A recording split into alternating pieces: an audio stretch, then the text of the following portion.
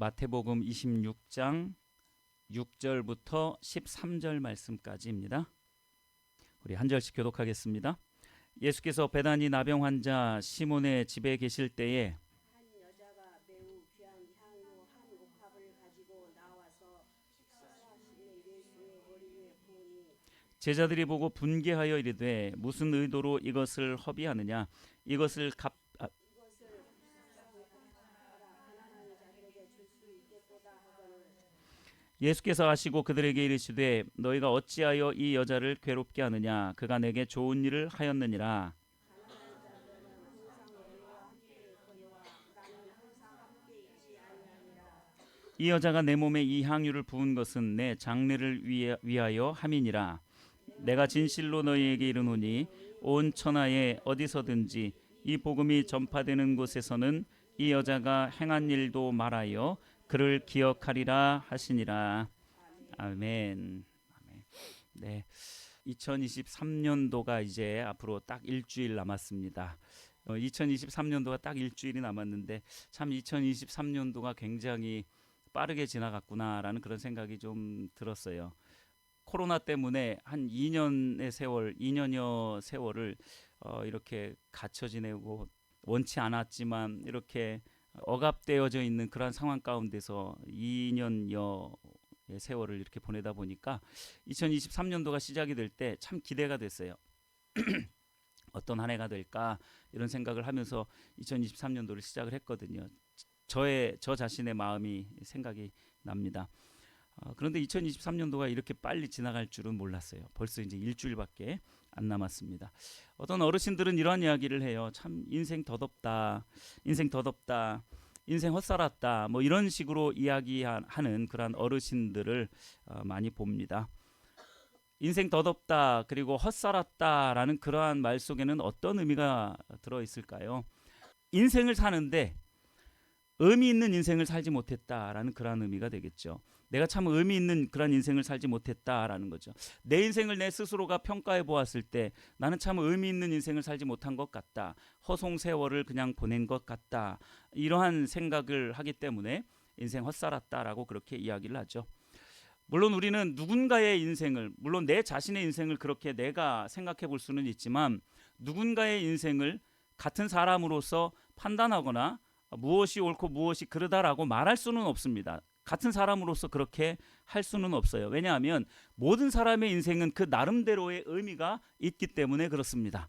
그러나 온 우주 만물을 창조하시고 우리 인생의 역사를 주관하시는 그 하나님은 그 인생을 판단할 그러한 권한이 있는 줄 믿으시길 바랍니다. 왜요? 하나님은 우리의 인생을 지으시고 우리의 인생길을 이끌어 가시는 그러한 분이기 때문에 우리의 인생들을 향한 평가를 하실 수 있는 권한이 있고요. 그 권한을 가지고 사람들의 인생을 반드시 평가하시는 그러한 날이 있습니다. 그러므로 우리는 이 시간과 공간을 다스리시며 또 역사의 주인이신 하나님의 평가를 생각해 볼 때 과연 내 인생은 의미가 있었는지 아니면 내 인생은 헛살았는지 이것을 우리는 가늠해 볼 수 있습니다. 오늘 2023년도를 일주일 남겨둔 이 시점에서 우리의 인생이 과연 의미 있는 인생인지 아니면 의미 없는 인생이었는지를 살펴보는 그러한 은혜가 있게 되기를 바랍니다. 바둑을 좋아하시는 분들은 참 잘 아실 텐데요. 바둑 용어 중에 복기라는 그런 단어가 있어요. 복기. 이 복기라는 단어가 있는데 돌아올 복, 그다음에 바둑기인데 이 바둑을 이 돌이라고 하잖아요. 그 바둑 돌을 이렇게 하나씩 이렇게 바둑 기사들이 이렇게 놓으면서 바둑을 두는데 복기라는 것이 뭐냐면 바둑을 뭐 1시간 안에 끝나거나 그런 경우는 별로 없어요. 1시간 이상 훌쩍 넘어가죠. 하나하나 돌을 놓는데 다 끝이 나고 난 다음에 그 돌 개수를 대략 세어보면 250개에서 한 300개 정도가 됩니다. 250개에서 300개. 근데 그 복기라는 게 뭐냐면 바둑을 다 두고 난 다음에 서로 대국한 두 사람이 우리가 어떻게 바둑을 두었는지 거꾸로 다시 한번 두는 거예요. 처음부터 다시 한번 두는 겁니다. 그걸 다시 재생하는 거예요. 근데 250개에서 300개의 돌을 내가 놨던 자리를 어떻게 다 기억을 해요? 그거를 기억하려고 외우려고 하면 절대로 기억이 안 나요. 그래서 물어봅니다. 전문 바둑 기사에게 그걸 물어봐요. 아니 300개나 되는 그 돌들을 어떻게 다시 다 복기를 할 수 있습니까? 어떻게 다 생각해내서 그걸 그 자리에 똑같이 놓을 수 있습니까? 라고 이렇게 질문을 해요. 그러니까 그 기사가 이렇게 말을 합니다. 의미 있는 돌들을 놓으면 누구든지 복귀할 수 있습니다. 그 돌들이 의미가 있어요. 내가 고심을 한 거죠. 고심하면서 그 하나하나를 놓았기 때문에 잊을 수가 없는 거죠.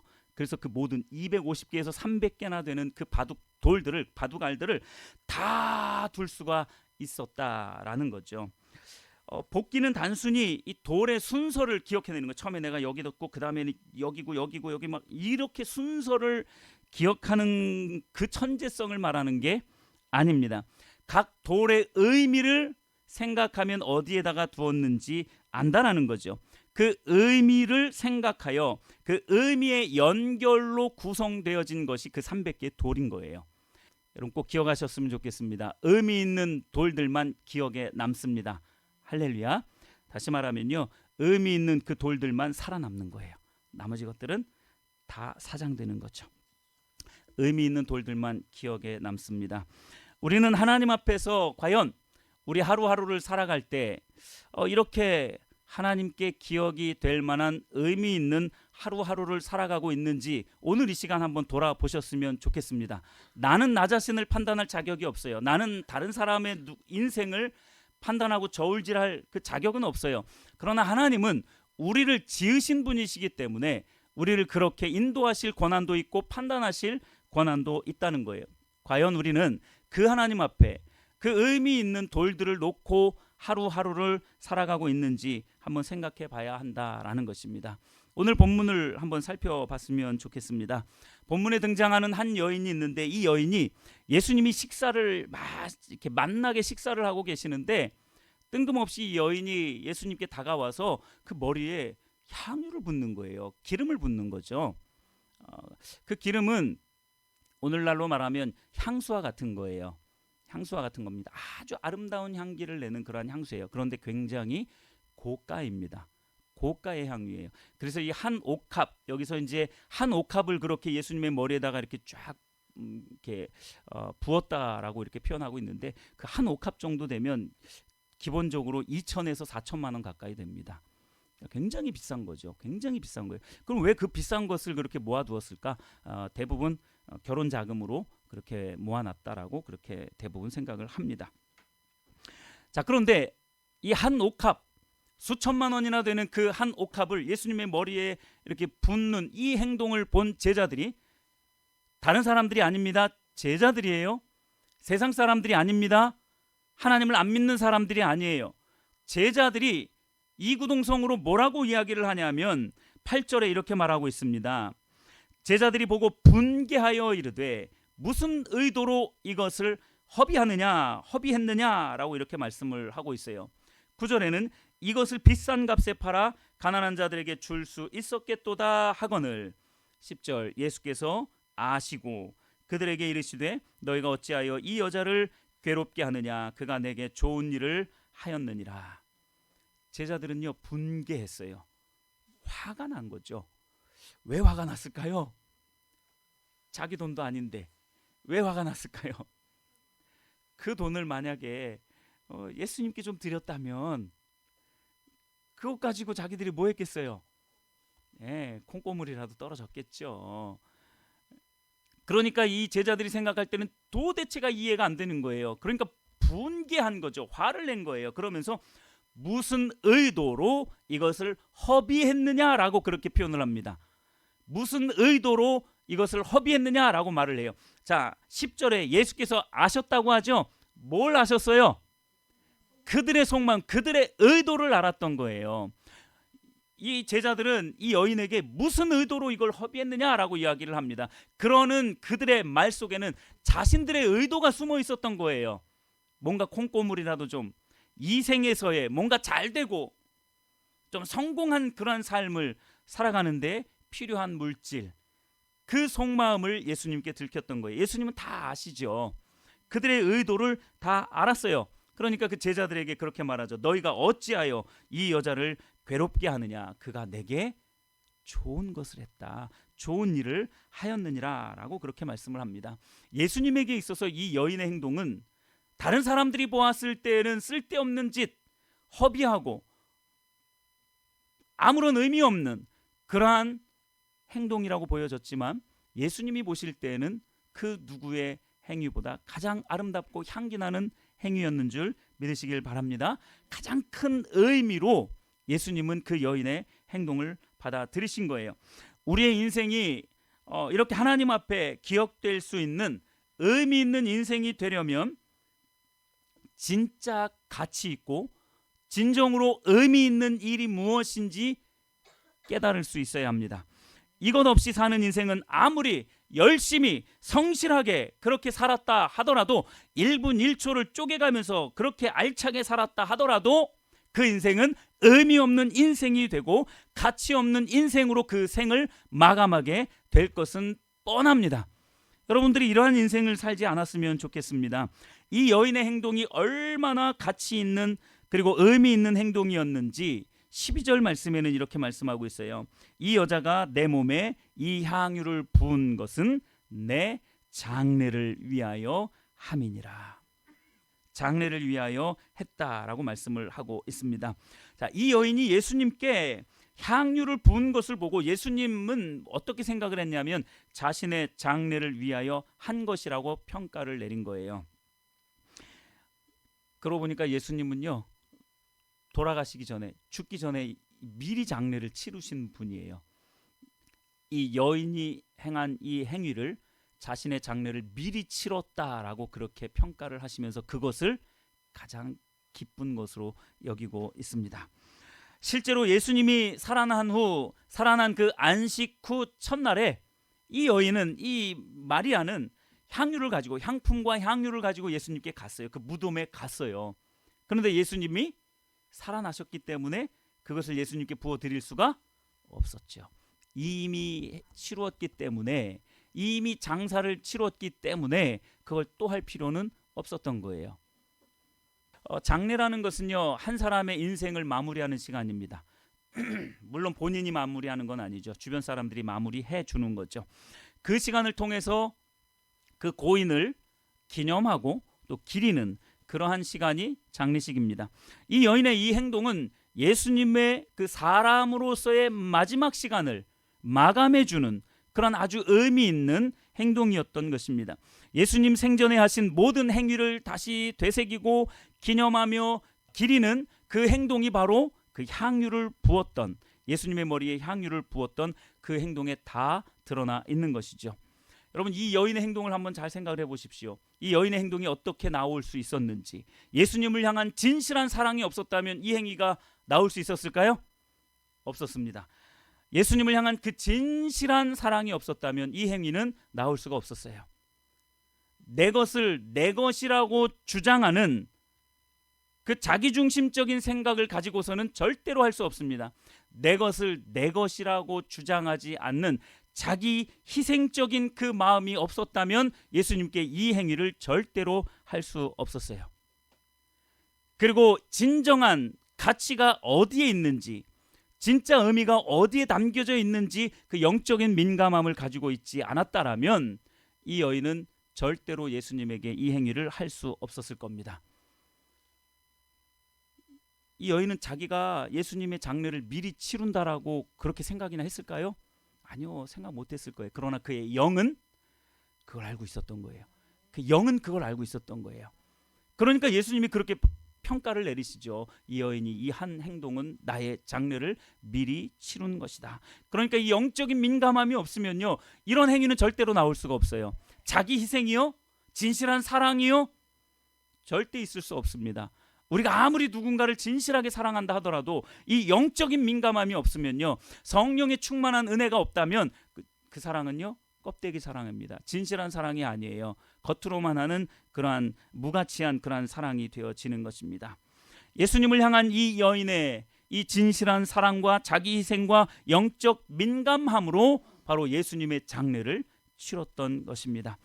이뿐만 아니라 이 여인은 예수님이 생명을 건 그 희생의 가치를 깨달았던 유일한 사람이에요.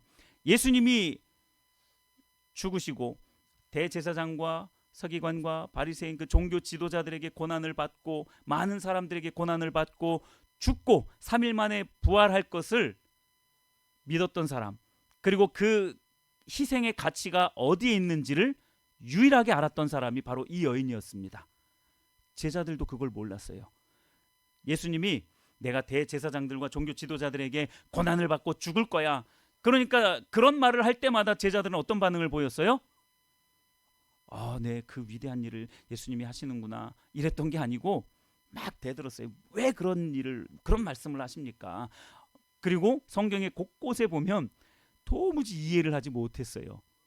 예수님이 부활하실 것에 대해서도 수차례 말씀하셨지만 도무지 이해를 못했어요. 이 제자들은 예수님이 왜 죽으시는지, 그 죽음의 가치가 어디에 있는지 제자들조차도 모를 때에 이 여인은 알았습니다. 그 죽음의 가치가 얼마나 위대한 것인지 이 여인은 그 가치를 알았다라는 거죠. 앞선 8절 말씀을 다시 한번 보십시오. 제자들이 이 여인의 행동을 보고 분개했다라고 말씀을 드렸잖아요. 제자들이 분개하면서 했던 말을 다시 한번 보십시오. 무슨 의도로 이것을 허비하였느냐라고 말씀하고 있죠. 무슨 의도로 이걸 허비했느냐, 쓸데없이 이것을 왜 이렇게 허비했느냐라고 말을 하는 거죠. 예수님의 죽음의 가치를 이 제자들은 전혀 몰랐던 거예요. 예수님의 죽음의 가치가 얼마나 크고 위대한 것인지, 그것이 우리의 인생에 있어서, 우리의 전 삶에 있어서 어떠한 의미가 있는지 제자들은 전혀 깨닫지를 못했던 거예요.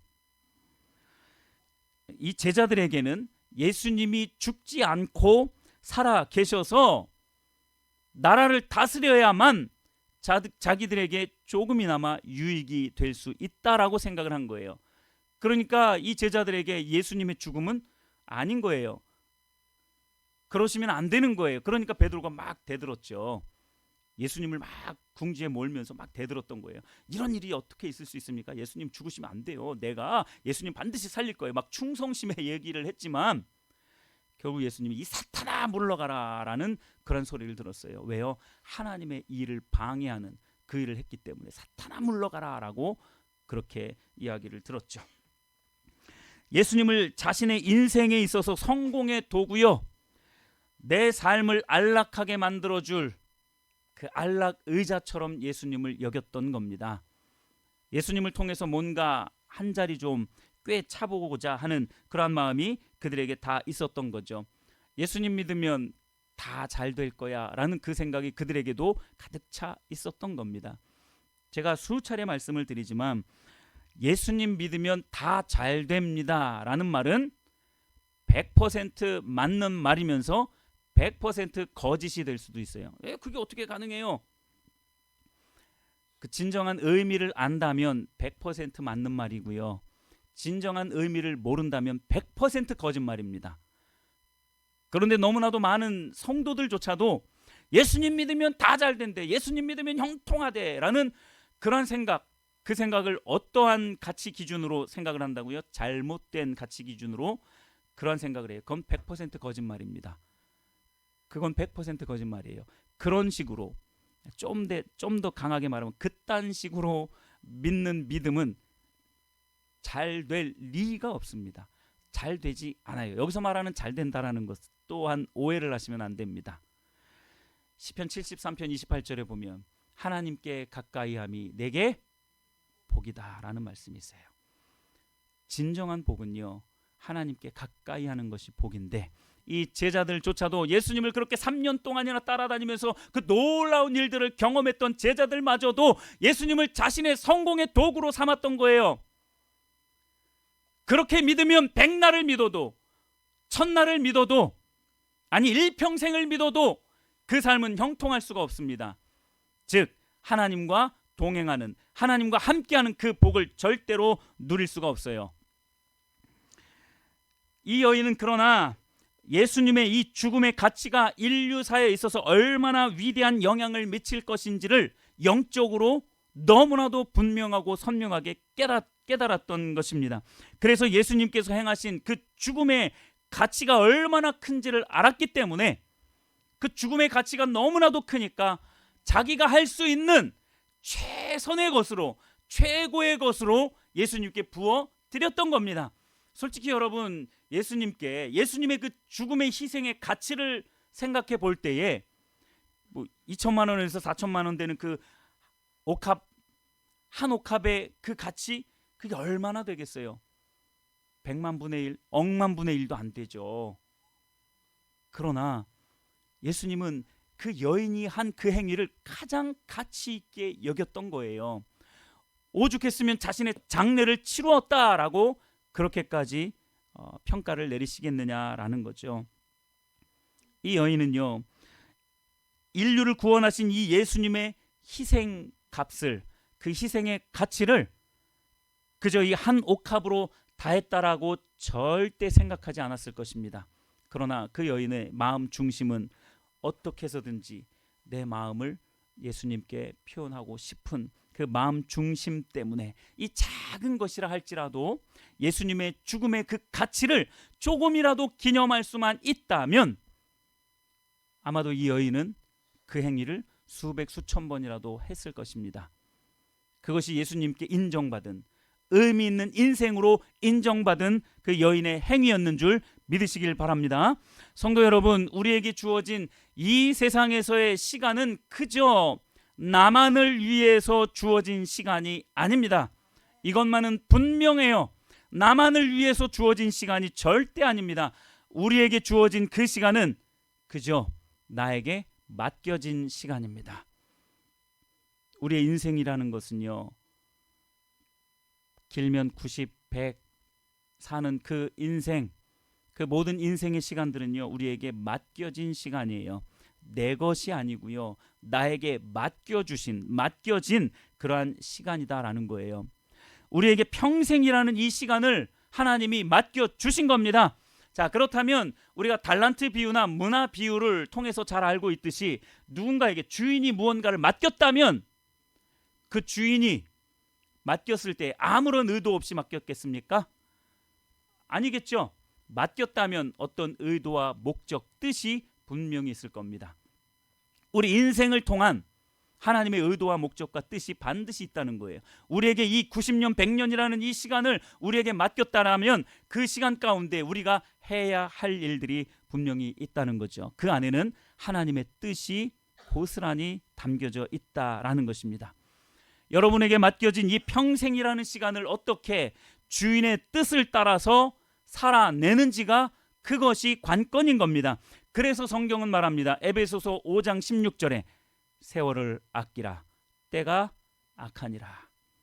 세월을 아끼라, 때가 악하니라. 그냥 여러분 시간 아껴서 살라는 이야기가 아니에요. 열심히 인생의 최선을 다해서 충성되게 살아라라는 그런 의미가 아니에요. 시간 또는 세월을 두 가지로 나눕니다. 하나는 크로노스의 시간, 또 하나는 카이로스의 시간입니다. 시간을 그렇게 두 가지로 나누어요. 크로노스의 시간은 뭐냐면 지금도 흘러가고 있는 그냥 자연적인 시간이에요. 찌깍 흘러가는 요 시간이 크로노스의 시간, 우주적인 시간입니다. 그냥 흘러가는 시간이에요. 그러면 카이로스의 시간이라는 건 뭐냐? 아까 말씀을 드린 세월을 아끼라라고 할 때 그 세월이 카이론이라는 단어인데 그 카이론이 카이로스를 어근으로 하고 있는 거예요. 카이로스에서 파생된 단어입니다. 그러니까 카이로스가 뭔지를 알아야 되는 거예요. 카이로스라는 것은 이렇게 흘러가는, 자연스럽게 흘러가는, 지금도 흘러가고 있는 이 시간들 속에 하나님께서 특별하게 계획하시고 하나님께서 특별하게 뜻하신 그러한 시간들이 곳곳에 숨어 있다라는 거예요.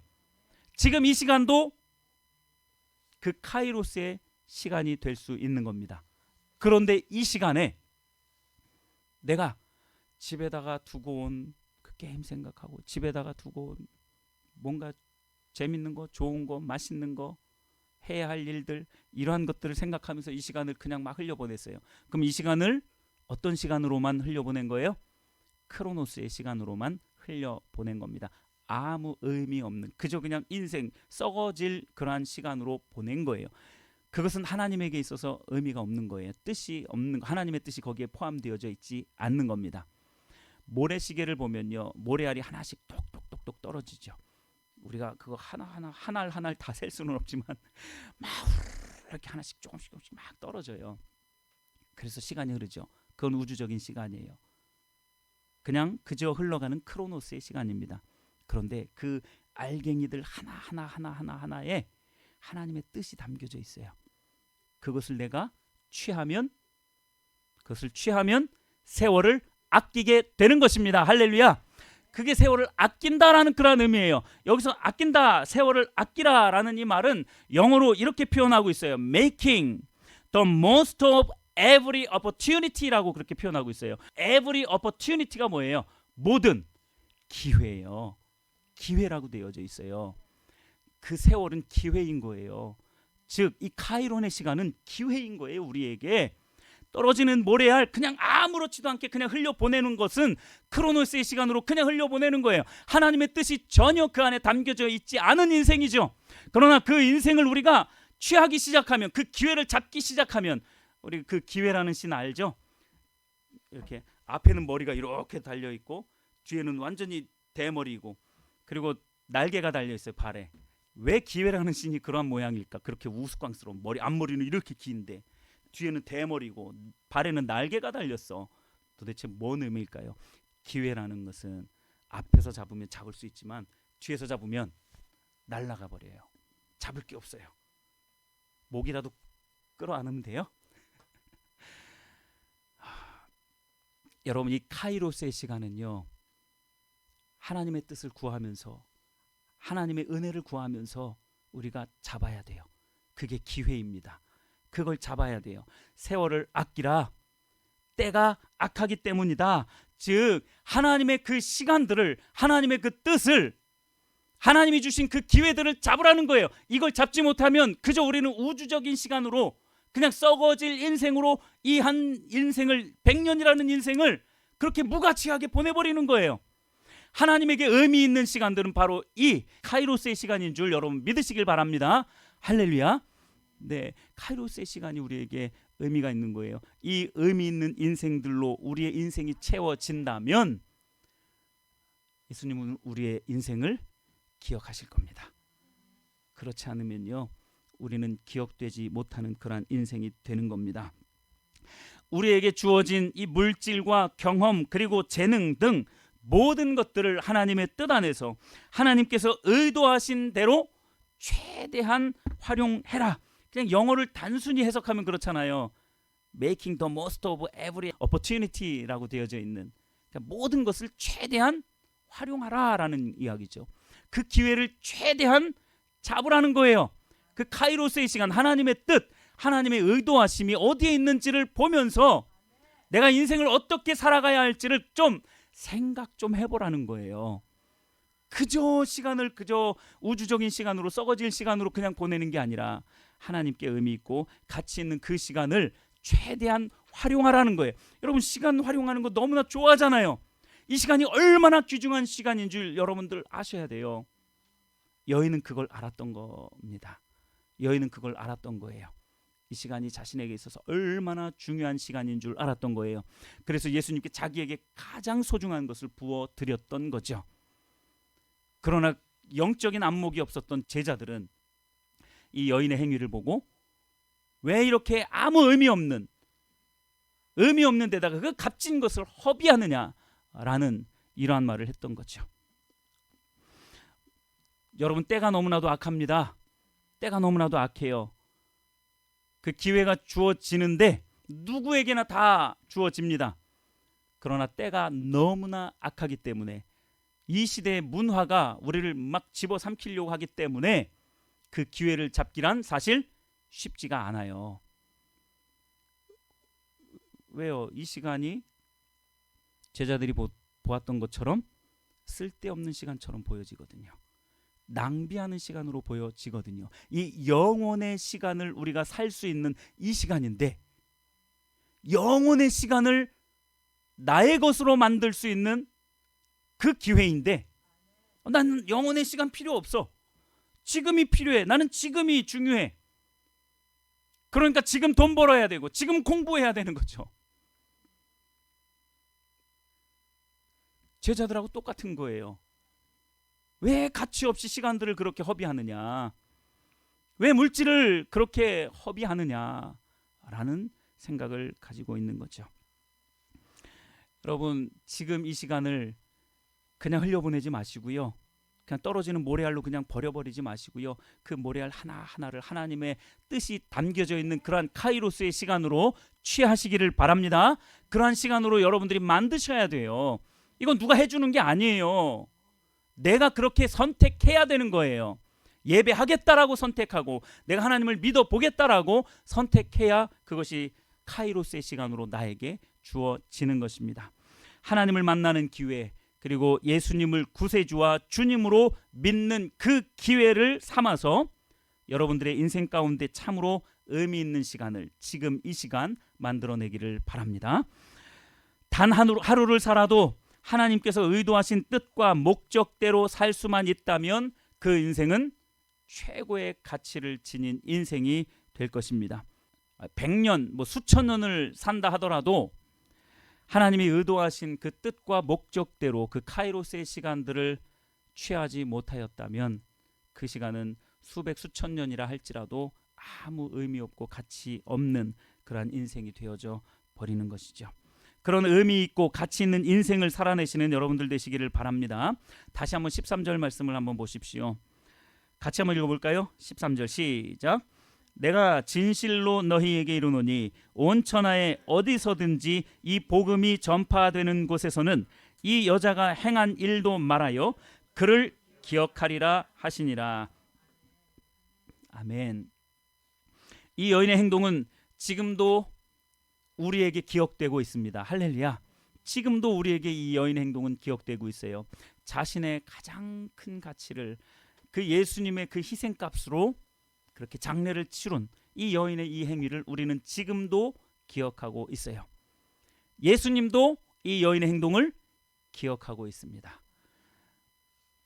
성도 여러분, 여러분들의 인생을 한번 복기해 보셨으면 좋겠습니다.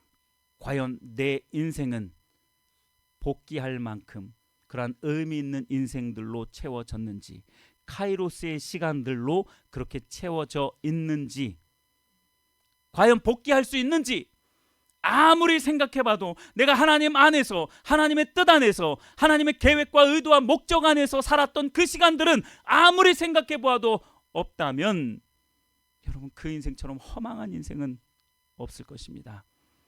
여러분, 그런 인생으로 살지 않게 되기를 바랍니다. 이러한 의미 있는 인생, 하나님의 의도하심과 목적과 뜻에 합당한 그 의미 있는 그 일들, 그 행위들만, 그 돌들만 기억이 될 것입니다. 예수님께서 인정하실 만한 의미 있는 일들만이 예수님께 기억이 될 수 있다라는 것입니다. 혹시 우리 인생 자체가 기억되지 않는다면 그것처럼 참 무섭고 서글픈 일이 있을까요? 내가 죽는데 아무도 기억하지 않아, 아무도 알아주지 않아, 아무도 오지 않아.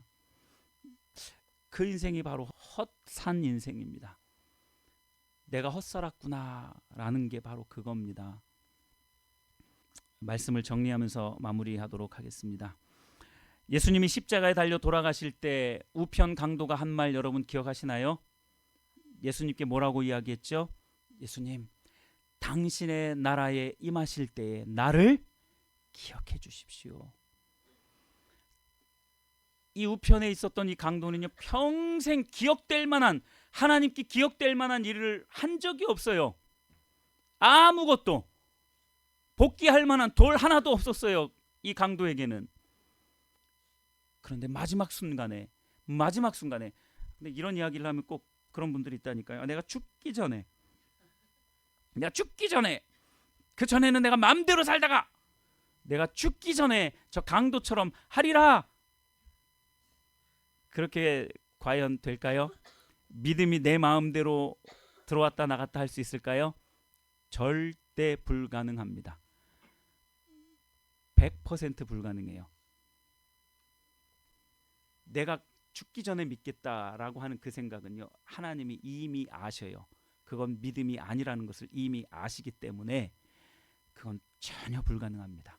그러니까 여러분, 이 강도처럼 죽기 전에 내가 예수님 고백하고 천국에 가야지라는 그 사기꾼 심보를 버리시기를 예수님의 이름으로 축복합니다. 할렐루야. 네, 잘 한번 보세요. 믿음이라는 거, 제가 예전에도 말씀을 한번 드렸을 거예요. 어떤 집사님, 30년 이상 집사님으로 그렇게 신앙생활 했던 분이에요. 근데 그분이 고백하는 거라니까요. 솔직히 내가 예수님이 안 믿어져요. 그렇게 신앙생활을 오래 했는데 예수님이 안 믿어져요. 여러분, 믿음이라는 거는 하나님의 은혜예요. 믿음의 은혜가 없으면요, 믿고 싶어도 안 믿어져요. 그저 그냥 내가 예수님 믿습니다 이렇게 말한다고 믿는 게 아닌 거예요. 그렇기 때문에 불가능하다라고 말씀을 드리는 겁니다. 그러니까 여러분, 그 믿음의 은혜가 여러분들에게 임하여지기를 간절히 소망하셔야 돼요. 여러분, 그 우편에서 죽어갔던 그 강도가 내가 죽기 전에 예수님을 고백하고 죽겠다라고 조금이라도 생각했었을까요? 전혀 없었을 거예요. 은혜로 주어진 거예요. 이렇게 강도처럼 죽기 전에 믿을 수 있는 은혜, 이것도 은혜지만 지금 평안할 때, 진짜 믿을 수 있을 때 내 의지를 들여서 기도하고 또 간절히 구한다면 믿음을 주시지 않을 분이 아니세요. 하나님은 그러한 자에게 반드시 믿음을 주실 겁니다. 네, 말씀을 마무리하도록 하겠습니다. 우편 강도가 한 말을 여러분 꼭 기억하시기 바랍니다. 예수여, 당신의 나라에 임하실 때 나를 기억하소서. 일평생 하나님께 기억될 만한 일이 전혀 없었지만 강도는 그 시간을 어떤 시간으로 만들었냐면 카이로스의 시간으로 만들었던 거예요. 하나님의 뜻과 의도하심과 목적이 있는 그 시간을 부여잡은 거예요. 그 기회를 놓치지 않고 꽉 잡은 겁니다. 언제 그 시간이 우리에게 올지 몰라요. 지금 이 시간도 바로 그러한 시간이 될 수도 있는 거고요. 앞으로 또 우리의 삶 가운데 그러한 시간들은 얼마든지 있을 수 있어요. 근데 왜 우리가 그걸 못 잡느냐? 그 기회를 왜 못 살리느냐? 흘려버리는 겁니다. 뭐 때문에요? 그 크로노스의 시간에 집착하느라고, 지금 내 인생을 잘 가보려고 그 영원이라는 시간을 고통받으려고 작정한 거나 마찬가지인 거예요. 여러분, 다시 한번 말씀을 드리지만 천국을요, 죽어서 가는 곳이라고 생각하지 마십시오. 죽어서 가는 곳이 아니에요. 물론 죽으면 가는 곳이긴 하지만 죽어서 가는 곳이 아니에요. 그대로 가는 겁니다. 이대로 그대로 가는 거예요. 내 정신 그대로 갑니다. 사람의 모습 그대로 가요. 물론 변화되어진 완전히 중생한, 완전히 변화되어진, 물론 천국에 가는 사람들은 완전히 중생한 그런 온전한 육체로 덧입고 이렇게 가지만, 어쨌든 중요한 것은 내 육체, 내 생각 그대로 가는 거예요. 그대로 천국에 가고 그대로 지옥에 가는 겁니다. 죽어서 가는데 뭐 나하고 무슨 상관이야? 나하고 무슨 상관이 없는 게 아니라 내가 가는 거라니까요. 그러니까 사람들이 천국에 대한 소망도 별로 없고 지옥에 대한 두려움도 별로 없어요. 천국은 그저 죽어서 가는, 나하고 상관없는 사람이 가는 게 아니에요. 내 영혼만 가는 것이 아니라는 것입니다. 여러분, 성도 여러분, 사랑하는 성도 여러분, 예수님께 기억되는 그러한 인생을 사시기를 바랍니다.